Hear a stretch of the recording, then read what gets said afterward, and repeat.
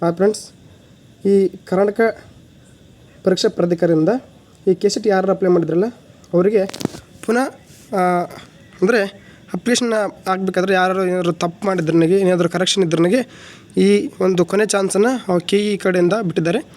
ಅದೇನಪ್ಪ ಅಂದರೆ ನೀವೇನಾದರೂ ಕರೆಕ್ಷನ್ ಮಾಡ್ಕೊಳ್ಬೇಕಾದ್ರೆ ಏನಾದ್ರು ನಿಮ್ಮ ನೇಮ್ ಇರ್ಬೋದು, ಫೋಟೋ ಇರ್ಬೋದು, ಏನೇ ಪ್ರತಿಯೊಂದು ಏನಾರೊಂದು ಚೇಂಜಸ್ ಇದ್ರನಿಗೆ ಅಪ್ಲಿಕೇಶನ್ ಹಾಕಬೇಕಾದ್ರೆ ಅದನ್ನು ಕರೆಕ್ಷನ್ ಮಾಡ್ಕೊಳಕ್ಕೆ ಒಂದು ಸುವರ್ಣ ಅವಕಾಶವನ್ನು ಈ KE ಕಡೆಯಿಂದ ಬಿಟ್ಟಿದ್ದಾರೆ. ಅಂದರೆ ಇಲ್ಲಿ ಕೆಸೆಟ್ ಅಪ್ಲಿಕೇಶನ್ನು ಎಡಿಟಿಂಗ್ ಮಾಡ್ಕೊಳ್ಬೋದು. ಅದು ಈ ದಿನಾಂಕ 3/10/2025 ಅಂದರೆ 3 ತಾರೀಕಿಗೆ KE ಕಡೆಯವರು ಒಂದು ನೋಟಿಫಿಕೇಶನ್ ಬಿಟ್ಟಿದ್ದಾರೆ. ಅದರಲ್ಲಿ ಏನಂತ ಮೆನ್ಷನ್ ಮಾಡಿದೆ ಅಂದರೆ ಇಲ್ಲಿ ಪ್ರಕಟಣೆ ಕರ್ನಾಟಕ ಸರ್ಕಾರದ ನಿರ್ದೇಶನದಂತೆ ಕರ್ನಾಟಕ ರಾಜ್ಯ ಸಹಾಯಕ ಪ್ರಾಧ್ಯಾಪಕರ ಅರ್ಹತಾ ಪರೀಕ್ಷೆ ಅಂದರೆ ಕೆಸೆಟ್ 2025ಗೆ ಸಂಬಂಧಿಸಿದಂತೆ ದಿನಾಂಕ 22/8/2025 ವಿವರವಾದ ಅಧಿಸೂಚನೆ ಹೊರಡಿಸಿ ದಿನಾಂಕ 24/9/2025 ಅರ್ಜಿ ಸಲ್ಲಿಸಲು ಹಾಗೂ 25/9/2025 ಶುಲ್ಕ ಪಾವತಿಸಲು ಅವಕಾಶ ನೀಡಲಾಗಿತ್ತು. ಅಂದರೆ 24 ಲಾಸ್ಟ್ ಡೇಟಿಗೆ ಅಪ್ಲಿಕೇಶನ್ ಹಾಕೋಕ್ಕೆ ಮತ್ತು 25ಕ್ಕೆ ಪೇಮೆಂಟ್ ಮಾಡೋಕ್ಕೆ ಅವರು ಒಂದು ಮತ್ತೆ ಅಪ್ಲಿಕೇಶನ್ ಹಾಕಿ ಎಕ್ಸ್ಟೆಂಡ್ ಮಾಡಿದರು. ಅದಾದ ನಂತರ ಆದರೆ ಅರ್ಜಿ ಸಲ್ಲಿಸಿದ ಕೆಲವು ಅಭ್ಯರ್ಥಿಗಳು ಪ್ರಾಧಿಕಾರಕ್ಕೆ ಮನವಿ ಸಲ್ಲಿಸಿ ಅಂದರೆ ಕೆಲವು ವಿದ್ಯಾರ್ಥಿಗಳು ಏನಿದ್ರು ಅವರು ಕರೆಕ್ಷನ್ ಅಪ್ಲಿಕೇಶನ್ ಹಾಕೋಕ್ಕಾರೆ ಏನೋ ಮಿಸ್ಟೇಕ್ ಮಾಡ್ಕೊಂಡಿರ್ತಾರಲ್ಲ ಅವರು ತಮ್ಮ ಕರೆಕ್ಷನ್ಗೋಸ್ಕರ ಈ KE ಅವರಿಗೆ ಒಂದು ಮನವಿ ಸಲ್ಲಿಸಿದ್ರಂತ. ಆ ಮನವಿ ಸಲ್ಲಿಸಿದ ಕಾರಣಕ್ಕಾಗಿ ಅರ್ಜಿ ತಿದ್ದುಪಡಿ ಅಂದರೆ ಎಡಿಟಿಂಗ್ ಮಾಡಲು ಅವಕಾಶ ನೀಡುವಂತೆ ಪ್ರಾಧಿಕಾರವನ್ನು ಕೋರುತ್ತಾರೆ. ಅದರಂತೆ ಅರ್ಜಿ ಸಲ್ಲಿಸುವ ಪ್ರಕ್ರಿಯೆಯನ್ನು ಪೂರ್ಣಗೊಳಿಸಿ ನಿಗದಿತ ಶುಲ್ಕ ಪಾವತಿಸಿದ ಅಭ್ಯರ್ಥಿಗಳಿಗೆ ಮಾತ್ರ ಅಂದರೆ ಯಾರು ಅಪ್ಲಿಕೇಶನ್ ಹಾಕಿ ಪೇಮೆಂಟ್ ಮಾಡಿ ಸಕ್ಸಸ್ಫುಲ್ಲಾಗಿ ಅಪ್ಲಿಕೇಶನ್ ಹಾಕಿರ್ತಾರಲ್ಲ ಅವ್ರಿಗೆ ಮಾತ್ರ ಈ ಎಡಿಟ್ ಆಪ್ಷನ್ನ ಅವರು ಬಿಟ್ಟಿದ್ದಾರೆ ಅಂತ ಇಲ್ಲಿ ತಿಳಿಸಿದ್ದಾರೆ. ಇಲ್ಲಿ ಶುಲ್ಕ ಪಾವತಿಸಿದ ಅಭ್ಯರ್ಥಿಗಳಿಗೆ ಆನ್ಲೈನ್ ಅರ್ಜಿಯಲ್ಲಿ ವಿವರಗಳನ್ನು ತಿದ್ದುಪಡಿ ಮಾಡಲು ಅವಶ್ಯಕತೆ ಇದ್ದಲ್ಲಿ ಮಾತ್ರ ದಿನಾಂಕ 3/10/2025ರಿಂದ ದಿನಾಂಕ 6/10/2025 ಸಂಜೆ 5:30 ಅಂದರೆ ಇಲ್ಲಿ 6 ತಾರೀಕು ಸಾಯಂಕಾಲ 5:30 ಗಂಟೆಯವರೆಗೆ ಅವಕಾಶ ನೀಡಲಾಗುತ್ತದೆ. ಇದು ಅಂತಿಮ ಅವಕಾಶವಾಗಿದ್ದು ನಂತರದಲ್ಲಿ ತಿದ್ದುಪಡಿ ಕೋರಿ ಬರುವ ಯಾವುದೇ ಮನವಿಗಳನ್ನು ಪರಿಷ್ಕರಿಸುವುದಿಲ್ಲ ಅಥವಾ ಪುರಸ್ಕರಿಸುವುದಿಲ್ಲಾಗುವುದಿಲ್ಲ ಅಂತಿದೆ. ಆದರೆ ನೀವೇನಾದರೂ ಕರೆಕ್ಷನ್ ಅಥವಾ ಏನಾದರೂ ಎಡಿಟ್ ಅಥವಾ ನೇಮ್ ಕರೆಕ್ಷನ್ ಆಗಿರ್ಬೋದು, ಡೇಟ್ ಆಫ್ ಬರ್ತ್ ಆಗಿರ್ಬೋದು, gender, caste, income, name, university, subject, percentage ಹಾಗೂ ನಿಮ್ಮ ಫೋಟೋ ಇದ್ದಲ್ಲಿ ಸಿಗ್ನೇಚರ್ ಇದ್ದಲ್ಲಿ ಫೋಟೋ ಏನಾದರೂ ಮಿಸ್ಟೇಕ್ ಆಗಿದ್ದನಿಗೆ ಒಂದು ಸುವರ್ಣ ಅವಕಾಶನ ಇಲ್ಲಿ ಕೊಟ್ಟಿದ್ದಾರೆ.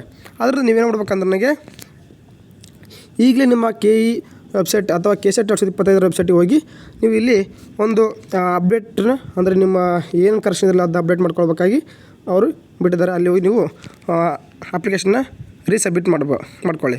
ಅಂದರೆ ನಿಮ್ಮ ಏನಾದ್ರು ಕರೆಕ್ಷನ್ ಇದ್ದರೆ ತಿದ್ದುಪಡಿ ಮಾಡಿಕೊಂಡು ಸಬ್ಮಿಟ್ ಮಾಡ್ಕೊಳ್ಳಿ. ಅದನ್ನು ನಾನು ಈ ವೆಬ್ಸೈಟಲ್ಲಿ ಯಾವ ರೀತಿ ಕರೆಕ್ಷನ್ ಮಾಡೋದು ಅಂತೇಳಿ ಈ ವಿಡಿಯೋದಲ್ಲಿ ತಿಳಿಸ್ತಾ ಹೋಗ್ತಿದ್ದೀನಿ. ಅದಕ್ಕಿಂತ ಮುಂಚೆ ನಮ್ಮ ಸ್ಪರ್ಧಾ ಚೇತನ ಅಥವಾ ವೀರೇಶಗೌಡ ಯೂಟ್ಯೂಬ್ ಚಾನಲ್ ಇನ್ನು ಯಾರು ಸಬ್ಸ್ಕ್ರೈಬ್ ಮಾಡ್ಕೊಂಡಿಲ್ಲೋ ಅವರು ಈ ಕೂಡಲೇ ಸಬ್ಸ್ಕ್ರೈಬ್ ಮಾಡ್ಕೊಳ್ಳಿ. ಹಾಗೆ ಪಕ್ಕದಲ್ಲಿ ಕಾಣಿಸ್ತಕ್ಕಂಥ ಬೆಲ್ಲೈಕನ್ ಮೇಲೆ ಕ್ಲಿಕ್ ಮಾಡಿಕೊಂಡ್ರೆ ನಾವು ಮಾಡೋಂಥ ಪ್ರತಿಯೊಂದು ವಿಡಿಯೋಗಳು ನಿಮಗೆ ನೋಟಿಫಿಕೇಶನ್ ಸಿಗ್ತಾ ಹೋಗ್ತೇವೆ. ಬನ್ನಿ ಹಾಗೆ ವಿಡಿಯೋವನ್ನು ಸ್ಟಾರ್ಟ್ ಮಾಡೋಣ. ನಿಮ್ಮ ಮೊಬೈಲ್ನಲ್ಲಿ ಕ್ರೋಮ್ ಬ್ರೌಸರ್ನ ಓಪನ್ ಮಾಡ್ಕೊಳ್ಳಿ. ಓಪನ್ ಮಾಡ್ಕೊಂಡ ನಂತರ ಇಲ್ಲಿ ಮೇಲ್ಗಡೆ ಸರ್ಚ್ ಬಟನ್ನಲ್ಲಿ ಕೆಸೆಟ್ 2025 ಅಂತೇಳಿ ಸರ್ಚ್ ಮಾಡಿ. ನಾನಿಲ್ಲಿ ಕೆಸೆಟ್ 2025 ಅಂತೇಳಿ ಸರ್ಚ್ ಮಾಡಿ ತೋರಿಸಿದ್ದೀನಿ. ಸರ್ಚ್ ಮಾಡಿದ ನಂತರ ನಿಮಗೆ ಒಂದು ಡೈರೆಕ್ಟಾಗಿ ಒಂದು ಲಿಂಕ್ ಓಪನ್ ಆಗುತ್ತೆ. ಅಂದರೆ ಇಲ್ಲಿ ಕಾಣಿಸೋದಿಲ್ಲ ಈ ಕರ್ನಾಟಕ ರಾಜ್ಯ ಅರ್ಹತಾ ಪರೀಕ್ಷೆ ಕೆಸೆಟ್ 2025 ಲಿಂಕು, ಅದ್ರ ಮೇಲೆ ನೀವು ಕ್ಲಿಕ್ ಮಾಡ್ಕೊಳ್ಳಿ. ನಾನಿಲ್ಲಿ ಯಾವ ರೀತಿ ಅಂತೇಳಿ ತೋರಿಸೋದಿನಲ್ಲ ನಮ್ಮ ಗೆರೆ ಹಾಕಿ ರೆಡ್ ಕಲರಲ್ಲಿ ಅದ್ರ ಮೇಲೆ ಕ್ಲಿಕ್ ಮಾಡ್ಕೊಳ್ಳಿ. ಹಾಗೆ ಕರ್ನಾಟಕ ರಾಜ್ಯ ಅರ್ಹತಾ ಪರೀಕ್ಷೆ ಕೆಸೆಟ್ 2025 ಮೇಲೆ ಕ್ಲಿಕ್ ಮಾಡ್ಕೊಂಡ ನಂತರ ನಿಮಗೆ ಒಂದು ಹೋಮ್ ಪೇಜ್ ಓಪನ್ ಆಗುತ್ತೆ. ಅಂದರೆ ಕೆಸೆಟ್ ಅವ್ರದ್ದು ಒಂದು ಹೋಮ್ ಪೇಜ್ ಓಪನ್ ಆಗುತ್ತೆ. ಇಲ್ಲಿ ಓಪನ್ ಆಯಿತು. ನಂತರ ಇಲ್ಲಿ ಮೇಲ್ಗಡೆ ಕೆಸೆಟ್ 2025 ಅರ್ಜಿ ತಿದ್ದುಪಡಿಯಾಗಿ ಲಿಂಕ್ ಅಂತಿದೆ. ಅಂದರೆ ಇಲ್ಲಿ 3 ತಾರೀಕು ನೋಟಿಫಿಕೇಷನ್ ಪ್ರಕಾರ ಅಂತೆ 3 ತಾರೀಕು ಅಪ್ಲಿಕೇಶನ್ ತಿದ್ದುಪಡಿ ಲಿಂಕನ್ನು ಜನ್ರೇಟ್ ಮಾಡಿದ್ದಾರೆ. ಅದಾದ ನಂತರ ನಿಮಗೇನಾದ್ರು ನೋಟಿಫಿಕೇಷನ್ ನಾನು ಸ್ಟಾರ್ಟಿಂಗ್ ಹೇಳ್ದ ನೋಟಿಫಿಕೇಷನ್ ಏನಾದ್ರು ಬೇಕಂದ್ರೆ ನನಗೆ ಕೆಳಗಡೆ ಕಾಣಿಸ್ತಲ್ಲ ಈ ಕೆಸೆಟ್ 2025 ಅರ್ಜಿ ತಿದ್ದುಪಡಿಯಾಗಿ ಪ್ರಕಟಣೆ ಅಂತೇಳಿ ಅದ್ರ ಮೇಲೆ ಕ್ಲಿಕ್ ಮಾಡಿಕೊಂಡ್ರೆ ಒಂದು ನಿಮಗೆ ಆ್ಯಪ್ ಫಾರ್ಮೆಟ್ ಓಪನ್ ಆಗುತ್ತೆ. ಅದೆಲ್ಲ ನೋಡ್ಕೊಂಡ ನಂತರ ಈ ಕೆಸೆಟ್ 2025 ಅರ್ಜಿ ತಿದ್ದುಪಡಿ ಲಿಂಕ್ ಮೇಲೆ ಕ್ಲಿಕ್ ಮಾಡ್ಕೊಳ್ಳಿ. ಕ್ಲಿಕ್ ಮಾಡ್ಕೊಂಡ ನಂತರ ನೀವು ನಿಮ್ಮ ಕರೆಕ್ಷನ್ನ ಮಾಡ್ಕೊಳ್ಬೋದಾಗಿರುತ್ತೆ. ನಾನಿಲ್ಲಿ ಕ್ಲಿಕ್ ಮಾಡಿ ತೋರಿಸಿದ್ದೀನಿ. ಕ್ಲಿಕ್ ಮಾಡಿದ್ದೀನಿ. ಸ್ವಲ್ಪ ಏನಾದರೂ ಸರ್ವರ್ ಇದ್ದರೆ ಸ್ವಲ್ಪ ಲೇಟ್ ಆಗುತ್ತೆ ನೋಡ್ಕೊಳ್ಳಿ. ಅದಾದ ನಂತರ ಇಲ್ಲಿ 5 ಸ್ಟೆಪ್ ಇದ್ದಾವೆ. ಅಪ್ಲೈ ಮಾಡ್ಬೇಕಾದ್ರೆ ನಾವು ಸ್ಟೆಪ್ ಬೈ ಸ್ಟೆಪ್ ಅಪ್ಲೈ ಮಾಡಿದಲ್ಲ ಅದೇ ರೀತಿ ಸ್ಟೆಪ್ ಇರ್ತವೆ. ಇಲ್ಲಿ 1ನೇ ಸ್ಟೆಪ್ ಏನಪ್ಪ ಅಂದ್ರೆ ನನಗೆ edit application for the Karnataka state eligible test ಅಂತಿದೆ. ಅಂದರೆ ಇಲ್ಲಿ ನೀವು ಏನಾದರೂ ಎಡಿಟ್ ಮಾಡ್ಕೊಳ್ಬೇಕಂದ್ರೆ ನನಗೆ ಈ edit application for the Karnataka state eligible test ಅಂತ ಇದೆಯಲ್ಲ, ಈ ಕರ್ನಾಟಕ ರಾಜ್ಯ ಅರ್ಹತಾ ಪರೀಕ್ಷೆ ಅರ್ಜಿ ಸಂಪಾದನೆ ಅಂತೇಳಿ ನೀವೇನಾದರೂ ಕರೆಕ್ಷನ್ ಮಾಡಬೇಕಾದ್ರೆ ಎಂಟ್ರಿ ಏನಾದರೂ ತಪ್ಪಾಗಿದ್ದರೆ ಅಪ್ಲಿಕೇಶನ್ ಹಾಕ್ಬೇಕಾದ್ರೆ ಕರೆಕ್ಷನ್ ಮಾಡ್ಕೊಳ್ಬೇಕಂದ್ರೆ ಈ ಸ್ಟೆಪ್ 1 ಮೇಲೆ ಕ್ಲಿಕ್ ಮಾಡಬೇಕಾಗುತ್ತೆ. ಕ್ಲಿಕ್ ಮಾಡ್ಕೊಂಡ ನಂತರ ನಿಮಗೆ ನಾವು ಅಪ್ಲಿಕೇಶನ್ ಹಾಕಿರ್ಬೇಕಾದ್ರೆ ಫಾರ್ಮೆಟ್ ಯಾವ ಥರ ಇರುತ್ತಲ್ಲ, ಒಂದು ಅರ್ಜಿ ಪಾಸ್ವರ್ಡ್ ID ಮತ್ತು ಅರ್ಜಿ ಸಂಖ್ಯೆ ಆ ರೀತಿ ಓಪನ್ ಆಗುತ್ತೆ. ಇಲ್ಲಿ ಯೂಸರ್ ವ್ಯಾಲಿಡೇಷನ್ ಅಂತೇಳಿ ಓಪನ್ ಆಯಿತು. ನಂತರ ಇಲ್ಲಿ ಕೆಳಗಡೆ ಅಪ್ಲಿಕೇಶನ್ ID ಅಂತ ಕಾಣುತ್ತಲ್ಲ, ನೀವು ಅಪ್ಲೈ ಮಾಡಬೇಕಾದ್ರೆ ನಿಮಗೆ ಬಂದಿರತಕ್ಕಂಥ ID ನಂಬರು ಹಾಗೂ ಕೆಳಗಡೆ ಡೇಟ್ ಆಫ್ ಬರ್ತ್, ನಿಮ್ಮ ಡೇಟ್ ಆಫ್ ಬರ್ತ್ನ ಎಂಟ್ರಿ ಮಾಡಿಕೊಂಡು ಇಲ್ಲಿ ಜನರೇಟ್ OTP ಅಂತ ಕಾಣುತ್ತಲ್ಲ, ಆ ಜನರೇಟ್ OTP ಮೇಲೆ ಕ್ಲಿಕ್ ಮಾಡಿಕೊಂಡ್ರೆ ನಿಮ್ಮ ಮೊಬೈಲ್ ನಂಬರ್ ಲಿಂಕ್ ಆಗಿರ್ತಕ್ಕಂಥ ಮೊಬೈಲ್ ನಂಬರ್ಗೆ ಒಂದು OTP ಬರುತ್ತೆ. ಆ ಬಂದಂಥ OTP ನಾನು ಇಲ್ಲಿ ಸಬ್ಮಿಟ್ ಮಾಡಿಕೊಂಡು ಯಾವ ರೀತಿ ಅಂತ ತೋರಿಸ್ತಾ ಇದ್ದೀನಿ. ಇಲ್ಲಿ ನನ್ನ ಅಪ್ಲಿಕೇಶನ್ ನಂಬರ್ ಹಾಕಿದ್ದೀನಿ, ನಂತರ date of birth hockey generate OTP ಮೇಲೆ ಕ್ಲಿಕ್ ಮಾಡ್ತೀನಿ. ಆ ಕ್ಲಿಕ್ ಮಾಡಿದ ನಂತರ ನಿಮಗೆ ಒಂದು ನಿಮ್ಮ ಮೊಬೈಲ್ ನಂಬರ್ ಯಾವುದು ಲಿಂಕ್ ಆಗಿರುತ್ತೋ ಆ ಮೊಬೈಲ್ ನಂಬರ್ಗೆ ಒಂದು OTP ಬರುತ್ತೆ. ಆ ಬಂದಂಥ OTP ನೀವು ಇಲ್ಲಿ ಎಂಟ್ರಿ ಮಾಡಿಕೊಂಡು ಸಬ್ಮಿಟ್ ಮಾಡಬೇಕಾಗುತ್ತೆ. ಆ ಸಬ್ಮಿಟ್ ಮಾಡ್ಕೊಳ್ಳಿ ಯಾವ ರೀತಿ ಅಂತೇಳಿ ತೋರಿಸಿದ್ದೀನಿ. ಇಲ್ಲಿ ನಾನು OTPಯನ್ನು ಎಂಟ್ರಿ ಮಾಡಿ ಸಬ್ಮಿಟ್ ಮಾಡ್ತಾಯಿದ್ದೀನಿ. ಸಬ್ಮಿಟ್ ಆದ ನಂತರ ಇಲ್ಲಿ ನೀವು ಅಪ್ಲೈ ಮಾಡ್ಬೇಕಾದ್ರೆ ನಿಮ್ಮ ಡೀಟೇಲ್ಸ್ ಪೂರ್ತಿ ಬಂದಿರುತ್ತಲ್ಲ, ಆ ಡೀಟೇಲ್ಸು ಎಲ್ಲ ತೋರಿಸ್ತಾ ಹೋಗುತ್ತೆ. ನಂತರ ನೀವು ಸ್ವಲ್ಪ ನಿಮ್ಮ ಏನು ಕರೆಕ್ಷನ್ ಮಾಡಬೇಕು ಅದನ್ನ ಸ್ವಲ್ಪ ಸ್ಕ್ರೋಲ್ ಡೌನ್ ಮಾಡಿಕೊಂಡು ನಿಮ್ಮ ಏನೇನು ರಾಂಗ್ ಆಗಿರುತ್ತೋ ಅಥವಾ ಮಿಸ್ಟೇಕ್ ಆಗಿರುತ್ತೋ ಅದನ್ನ ನೀವು ಇಲ್ಲಿ ಚೇಂಜ್ ಮಾಡ್ಕೋಬೇಕಾಗುತ್ತೆ. ನಾನಿಲ್ಲಿ ಯೂನಿವರ್ಸಿಟಿ ಚೇಂಜ್ ಆಗಿರೋ ಕಾರಣ ನಾನು ಇಲ್ಲಿ ಆ ಯೂನಿವರ್ಸಿಟಿನ ಕ್ಲಿಯರ್ ಮಾಡಿ ನಾನು ಒಂದು ಯಾವ ಯೂನಿವರ್ಸಿಟಿ ಆಗಬೇಕಾಗಿತ್ತೋ ಸ್ಟಾರ್ಟಿಂಗ್ಗೆ ಆ ಯೂನಿವರ್ಸಿಟಿ ನಾನು ಇಲ್ಲಿ ಎಂಟ್ರಿ ಮಾಡ್ತಾಯಿದ್ದೀನಿ. ಅಂದರೆ ನಾನು ಇಲ್ಲಿ ವಿಜಯನಗರ ಶ್ರೀಕೃಷ್ಣದೇವರ ಯೂನಿವರ್ಸಿಟಿ ಹಾಕಿದ್ದೆ, ಅದು ಸ್ವಲ್ಪ ರಾಂಗ್ ಆಗಿತ್ತು. ಅದರಿಂದ ನಾನು ಇಲ್ಲಿ ಕನ್ನಡ ಯೂನಿವರ್ಸಿಟಿ ಹಂಪಿ ಹಾಕಬೇಕಾಗಿತ್ತು. ಅಪ್ಲಿಕೇಶನ್ ಸ್ಟಾರ್ಟಿಂಗು ಮಿಸ್ಟೇಕ್ ಆಯಿತು. ಅದರಿಂದ ಇಲ್ಲಿ ಈ ಎಡಿಟ್ ಆಪ್ಷನ್ ಬಿಟ್ಟಿದ್ದ ಕಾರಣಕ್ಕಾಗಿ ನಾನು ನಮಗೆ ಅವಕಾಶ ಸಿಕ್ಕಿದೆ ಅಪ್ಲೈ ಮಾಡೋದಕ್ಕೆ. ಇಲ್ಲಿ ನಾನು ಕನ್ನಡ ಯೂನಿವರ್ಸಿಟಿ ಹಂಪಿ ಅಂತೇಳಿ ಸೆಲೆಕ್ಟ್ ಮಾಡಿದ್ದೀನಿ. ನಂತರ ಏನಾದ್ರು ನೀವು ಕರೆಕ್ಷನ್ ಇತ್ತು, date of birth, mobile number, name, photo ಇದ್ರನಿಗೆ ಮಾಡ್ಕೊಳ್ಳಿ. ನಂತರ ಕೆಳಗಡೆ ಆ ಬಟನ್ ಮೇಲೆ ಕ್ಲಿಕ್ ಮಾಡಿಕೊಂಡು ಪ್ರಿವ್ಯೂ ಅಂತಿದ್ದೆಲ್ಲ ಆ ಪ್ರಿವ್ಯೂ ಮೇಲೆ ಕ್ಲಿಕ್ ಮಾಡ್ಕೊಳ್ರಿ. ಅಂದರೆ ನೀವು ಏನಾದರೂ ಮತ್ತೆ ಎಡಿಟ್ ಮಾಡ್ಕೊಂಡ್ರೆ ನೋಡ್ಕೊಂಡು ಮಾಡ್ಕೊಳ್ಳಿ. ಸರಿ, ಅಪ್ಲಿಕೇಶನ್ ಪ್ರಿವ್ಯೂ ಬರುತ್ತೆ. ಅಂದರೆ ನೀವು ಮತ್ತೆ ಏನಾದ್ರು ಕರೆಕ್ಷನ್ ಮಾಡ್ಕೊಂಡಿದ್ದರೆ ನೇಮ್ ಏನಾದ್ರು ಮಿಸ್ಟೇಕ್ ಇದ್ದರೆ ನೋಡ್ಕೊಳ್ಳಿ ಒಂದ್ಸರಿ ಅಂತೇಳಿ. ನಾನಿಲ್ಲಿ ಯೂನಿವರ್ಸಿಟಿ ಚೇಂಜ್ ಮಾಡಿದ್ದಲ್ಲ, ಆ ಯೂನಿವರ್ಸಿಟಿಲಿ ಚೇಂಜ್ ಆಗಿದೆ, ಕನ್ನಡ ಯೂನಿವರ್ಸಿಟಿ ಹಂಪಿ ಅಂತೇಳಿ ಬಂದಿದೆ. ಈಗ ನಂದು ಏನೆಲ್ಲ ಕ್ಲಿಯರ್ ಆಗಿದೆ, ಕರೆಕ್ಟಾಗಿದೆ, ನಂದು ಮತ್ತೇನು ಚೇಂಜ್ ಇಲ್ಲ. ನೀವೇನಾದ್ರು ಚೇಂಜ್ ಇದ್ದರೆ ಮಾಡ್ಕೊಳ್ಬೋದು. ನಂತರ ಇದಕ್ಕೆ ಏನಾದ್ರು ಅಪ್ಲಿಕೇಶನ್ಗೆ ಏನಾದ್ರು ಅಮೌಂಟ್ ಇದೆ ಅಂತ ಕೇಳಿದ್ರೆ ನನಗೆ ಇದಕ್ಕೆ ಯಾವುದೇ ಒಂದು ರೀತಿ ಅಮೌಂಟ್ ಕಟ್ಟವಾಗಿಲ್ಲ, 0 ಅಂತ ಇದೆಯಲ್ಲ ಅಪ್ಲಿಕೇಶನ್ ಅಥವಾ ಅಡಿಷ್ನಲ್ ಫೀಸ್ ಅಂತೇಳಿ ಅಲ್ಲಿ ಏನು ಮಾಡೋದಕ್ಕಿಲ್ಲ. ನಂತರ ಕೆಳಗಡೆ ಇಲ್ಲಿ ಕ್ಯಾಪ್ಚಾ ಕೋಡ್ ಕಾಣ್ತಾಯಿದೆ, ಆ ಕ್ಯಾಪ್ಚಾ ಕೋಡ್ ಯಾವ ರೀತಿ ಇದೆ ಅದೇ ರೀತಿ ಎಂಟ್ರಿ ಮಾಡಿಕೊಂಡು ಪಕ್ಕದಲ್ಲಿ ಸೇವ್ ಚೇಂಜಸ್ ಮೇಲೆ ಕ್ಲಿಕ್ ಮಾಡ್ಕೊಳ್ಳಿ. ಕ್ಲಿಕ್ ಮಾಡ್ಕೊಂಡ ನಂತರ ಡೀಟೇಲ್ಸ್ ಅಪ್ಡೇಟ್ ಸಕ್ಸಸ್ಫುಲಿ ಆದ ನಂತರ ನಿಮಗೆ ಒಂದು ಅಪ್ಲಿಕೇಶನ್ನ ಪ್ರಿಂಟ್ ತಗೊಳ್ಳಿ ಅಂತೇಳಿ ಹೇಳ್ತಾ ಹೋಗುತ್ತೆ. ಇಲ್ಲಿ ಅಥೆಂಟಿಕೇಷನ್ ಪ್ರಿಂಟ್ ಅಪ್ಲಿಕೇಶನ್ ಅಂತಿದೆ. ಅಂದರೆ ನೀವೇನಾದ್ರು ಕರೆಕ್ಷನ್ ಮಾಡಿರ್ತಾರಲ್ಲ, ಆ ಕರೆಕ್ಷನ್ ಆದಮೇಲೆ ನಿಮ್ಮದು ಒಂದು ಅಪ್ಲಿಕೇಶನ್ನ ಪ್ರಿಂಟ್ ತಗೊಳ್ಳಿ ಅಂತ ಫೈನಲ್ ಪ್ರಿಂಟ್ ಅಂತ ಹೇಳ್ತದೆ. ಆದ ನಂತರ ಇಲ್ಲಿ ನಾನು ಈ ಅಪ್ಲಿಕೇಶನ್ ID ಇರುತ್ತಲ್ಲ, ಅಪ್ಲಿಕೇಶನ್ IDನ ಎಂಟ್ರಿ ಮಾಡಿಕೊಂಡು ಡೇಟ್ ಆಫ್ ಬರ್ತು ಎಂಟ್ರಿ ಮಾಡಿ ಇಲ್ಲಿ ಕೆಳಗೆ ಸಬ್ಮಿಟ್ ಮೇಲೆ ಕೊಡ್ತಾಯಿದ್ದೀನಿ.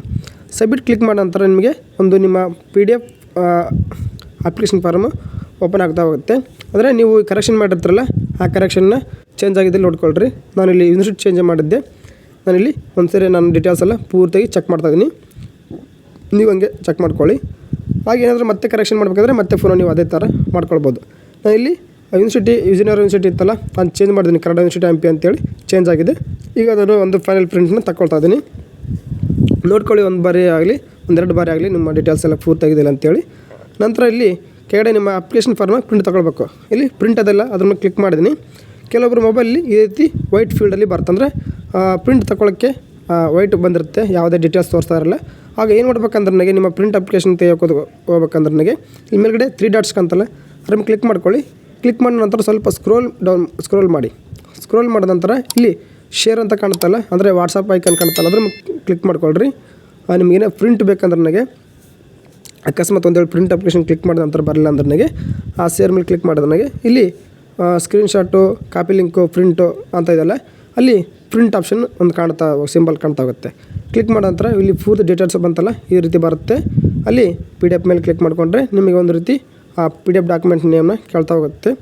ನಾನಿಲ್ಲಿ ಬಸವರಾಜ್ ಅಂತ ಕೊಡ್ತಾಯಿದ್ದೀನಿ. ನೀವು ಏನಾದ್ರು ನಿಮ್ಮ ಅಪ್ಲಿಕೇಶನ್ ಫಾರಮ್ನ ನೇಮ್ ಅಥವಾ ಏನಾದ್ರು ಚೇಂಜ್ ಮಾಡ್ಕೊಳ್ಳಿದ್ರೆ ಇಲ್ಲಿ ಅದಕ್ಕೊಂದು ನೇಮ್ ಕೊಟ್ಟು ಸೇವ್ ಮಾಡ್ಕೊಳ್ಳಿ. ನಾನಿಲ್ಲಿ ಅಪ್ಲಿಕೇಶನ್ ಫಾರ್ಮ್ ಎಡಿಟೆಡ್ ಅಂತೇಳಿ ಕೊಡ್ತೀನಿ. ಅಂದರೆ ಫೈನಲ್ ಆಗಿರೋದ್ರಿಂದ ನಾನು ಇಲ್ಲಿ ಎಡಿಟ್ ಮಾಡಿರೋ ಆಪ್ಷನ್ ಅಂತೇಳಿ ಕೊಟ್ಟು ಅದನ್ನು ಸೇವ್ ಮಾಡ್ತಾ ಹೋಗ್ತೀನಿ PDF-ನ. ನೀವು ಕೂಡ ಅದೇ ರೀತಿ ನಿಮ್ಮ PDF-ನ ಸೇವ್ ಮಾಡ್ಕೊಳ್ಳಿ ಅಥವಾ ಏನಾದರೂ ಒಂದು ನೇಮ್ ಕೊಟ್ಕೊಳ್ಳಿ. ಇಲ್ಲಿಗೆ ನಾನು ಈ ವಿಡಿಯೋದಲ್ಲಿ ಸಂಪೂರ್ಣವಾಗಿ ಈ ಕೆಸೆಟ್ ಅಪ್ಲಿಕೇಶನ್ ಫಾರ್ಮ್ನ ಏನಾದರೂ ಕರೆಕ್ಷನ್ ಇದ್ದರೆ ಅಥವಾ ಎಡಿಟ್ ಇದ್ರೆ ನನಗೆ ಯಾವ ರೀತಿ ಮಾಡೋಂತೇಳಿ ವಿಡಿಯೋದಲ್ಲಿ ಸಂಪೂರ್ಣ ತಿಳಿಸ್ಕೊಟ್ಟಿದ್ದೇನೆ. ಇಲ್ಲಿಗೆ ವಿಡಿಯೋ ಇಷ್ಟ ಇದ್ದರೆ ಲೈಕ್ ಮಾಡಿ, ಹಾಗೂ ನಿಮ್ಮ ಫ್ರೆಂಡ್ಸಿಗೂ ಕೂಡ, ನಿಮ್ಮ ಸ್ನೇಹಿತರು ಕೂಡ, ನಿಮ್ಮ ಸಂಬಂಧಿಕರು ಕೂಡ ಏನಾದರೂ ಅವರು ಕರೆಕ್ಷನ್ ಮಾಡ್ಕೊಳ್ಬೇಕಂದ್ರೆ ನನಗೆ ಇತ್ತಂದ್ರೆ ನನಗೆ ಅವರಿಗೆ ಈ ವಿಡಿಯೋನ ಶೇರ್ ಮಾಡಿ, ಅವರು ಕೂಡ ಹೆಲ್ಪ್ ಆಗಲಿ. ಹಾಗೆ ನಮ್ಮ ಸ್ಪರ್ಧೆ ಚೇತನ ವೀರೇಶ್ ಗೌಡ ಯೂಟ್ಯೂಬ್ ಚಾನಲ್ ಇನ್ನೂ ಯಾರು ಸಬ್ಸ್ಕ್ರೈಬ್ ಮಾಡ್ಕೊಳ್ಳಲು ಅವರು ಈ ಕೂಡಲೇ ಸಬ್ಸ್ಕ್ರೈಬ್ ಮಾಡ್ಕೊಳ್ಳಿ. ವಿಡಿಯೋ ನೋಡೋದಕ್ಕಾಗಿ ಧನ್ಯವಾದಗಳು.